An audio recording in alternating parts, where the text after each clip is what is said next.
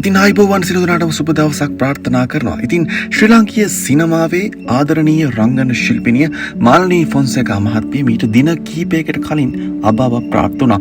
ඉතින් අපි සමාජ මාධ්‍ය ජාලවල දැක්ක වීඩියෝ එකක් තමයි ඇයගේ මළගෙදර සඳහා පැමිණෙන මේ නිර්දා උයන් හේවා කියන රංගන ශිල්පිනිය ඇයට ආකර්ෂණය ලබා ගැනීම උදෙසා සමාජ මාධ්‍ය ජාලවල පළ කිරීමට ඡායාරූප ලබා ගන්නා මෙම දර්ශනය. ඉතින් මෙම දර්ශනය මේ වෙද්දී ලංකාවේ ඉන්න කා දෙනා අතරත් කතා බහකට ලක් වෙන දෙයක් බවට පත් වෙලා තිබෙනවා. ඉතින් මුළු ලංකාවේ ඉන්න ප්‍රේක්ෂකයන් විශාල ප්‍රමාණයක් මේ වෙද්දී කනස්සල්ලට පත් වෙලා තිබෙන මොහොතක ඇය එම අවස්ථාවෙන් මේ නිර්දා කියන නිලිය එම අවස්ථාවෙන් ප්‍රයෝජනගෙන ඇයට අවස්ථාව ලබාගෙන ඇයට ආකර්ෂණ ලබා ගැනීමට උත්සාහ කිරීමක් සිදු කරනවා. ඉතින් ශ්‍රී ලාංකිකයන් විදියට අපි මේ ක්‍රියාව තරේ හෙලා දකින්න ඕනේ. ඉතින් අපි කියනවා නිර්දා උයන් හේවා කියන්නේ ඉතාමත් දක්ෂ රංගන ශිල්පිනියක්.